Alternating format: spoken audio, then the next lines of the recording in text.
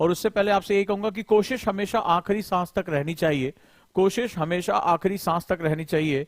या तो लक्ष्य हासिल होगा या अनुभव। आप कोशिश करने से मत डरिए, अपनी लड़ाई को आगे लेके चलिए। और कहते हैं ना कि जो लड़ता है वही जीतता है। हारने से डरना नहीं है और आगे बढ़ते जाना है। तो लेट्स स्टार्ट, आज को हम शुरू करते हैं। तो ज्योग्राफी की अगर हम बात करें तो ऑप्शनल ये बहुत ज्यादा इंपॉर्टेंट है।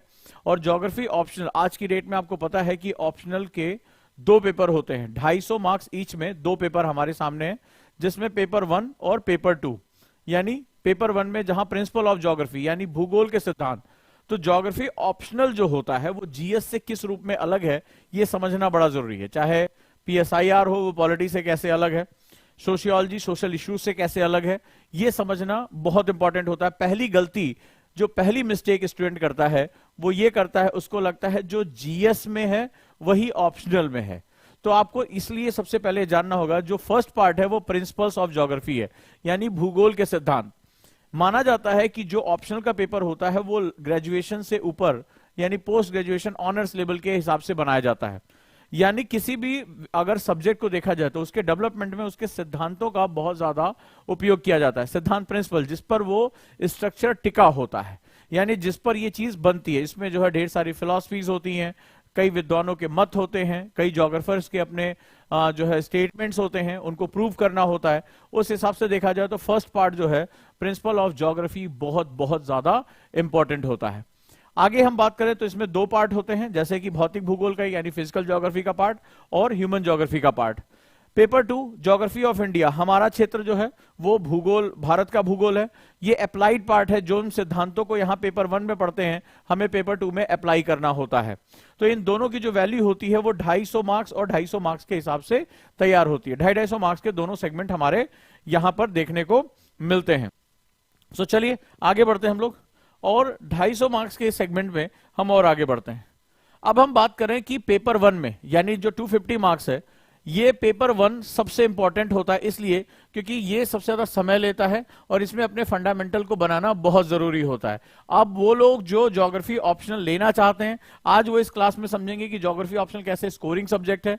ज्योग्राफी ऑप्शनल का प्रयोग करके मैं ये 500 नहीं, मैं इसको 800 मार्क्स का बोलता हूं, क्योंकि ज्योग्राफी ऑप्शनल आपके जीएस में बहुत ज्यादा हेल्प करता है।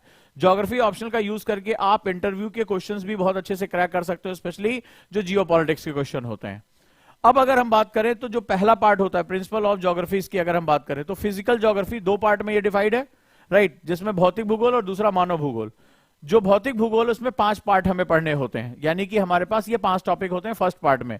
तो पेपर 1 का फर्स्ट पार्ट ये हो गया, जिसमें जियोमॉर्फोलॉजी यानी भू आकृति विज्ञान, जिसके अंतर्गत जो इस जमीन पर ये जो हमारी पृथ्वी है इस पर जो हमें आकृतियां दिखाई पड़ती हैं, चाहे पर्वत हो, पठार हो, मैदान हो, झीलें हो, खाई हो, ट्रेंचेस हो, ठीक है, यहां तक कि जो समुद्रों का निमग्न तल है, जो उसकी तलहटी है, उसके बारे में भी हमें जानने को यहां मिलता है।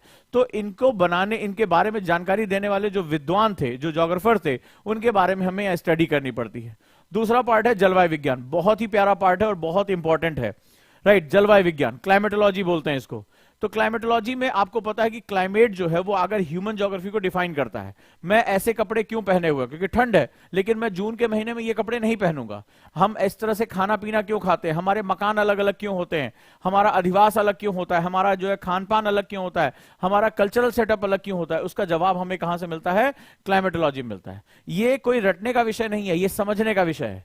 अगर किसी का खाना जो है चावल है, किसी का खाना गेहूं है, कोई मोटे अनाज खा रहा है, तो उसके पीछे उसकी क्लाइमेट जो है वो बहुत इंपॉर्टेंट सेटअप क्रिएट करती है। बड़े ध्यान से समझना, क्योंकि इसकी समझ ही तुम्हें इस सब्जेक्ट के साथ जोड़ेगी, अटैच करेगी।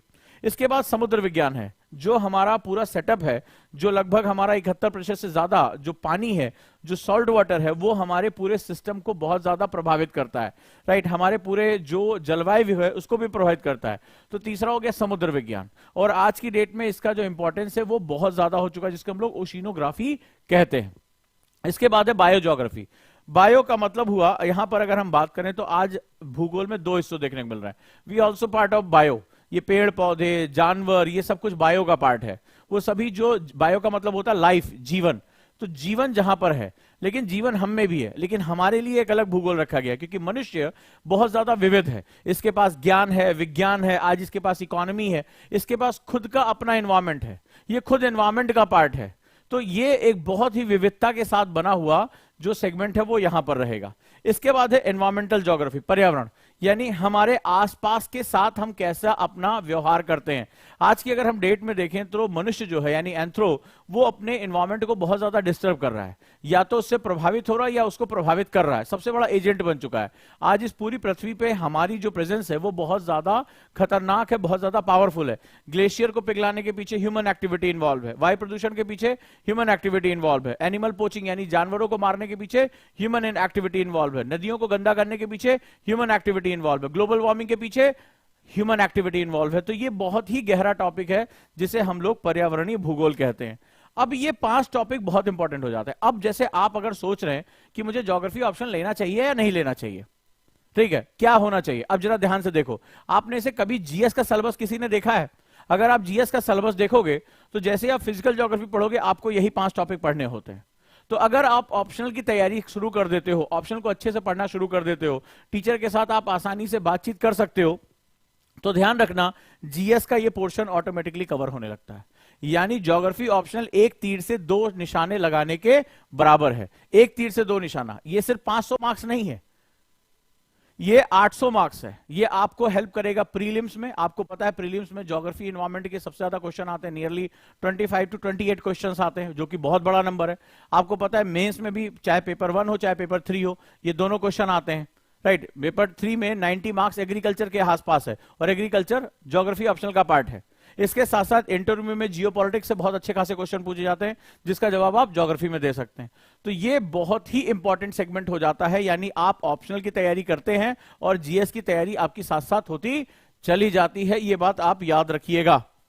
अगला पार्ट होता है जो पेपर 1 का पार्ट बी है, मानव भूगोल यानी ह्यूमन ज्योग्राफी।